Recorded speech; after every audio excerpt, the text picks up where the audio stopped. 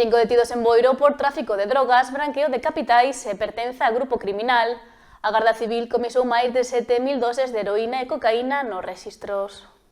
A Garda Civil do posto de Boiro detivo a 4 homes e unha muller como presuntos autores dun delito contra a saúde pública, outro de branqueo de capitais e un terceiro de pertenza a grupo criminal, desmantelando 2 puntos de venda de sustancias estupefacientes nesa localidade, na fase de explotación da operación Zaguanes. Tutelada polo xulgado de instrucción número 2 de Ribeira, iniciouse no verán do 2025 ante o incremento dos roubos en establecementos comerciais e de furtos no interior de vehículos. No transcurso da operación, os gardas civis pescudaron que a detida trasladábase a un domicilio na localidade de Boiro, no que residía outro dos presos para adquirir sustancias estupefacientes que posteriormente suministraba no seu domicilio ás persoas que acudían a comprar a súa dose.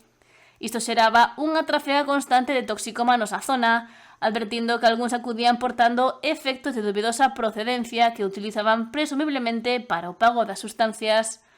Unha vez constatada a presunta realización de actividades ilícitas, a Garda Civil solicitou o mandamento de entrada e rexistro neses domicilios, achando no seu transcurso 226,64 gramos de heroína, 1.137 gramos de cocaína, 144,56 gramos de haxís, 43,16 gramos de marihuana, 3,97 gramos de MDMA, 3,12 gramos de éxtase e 6.300 euros en moeda fraccionada.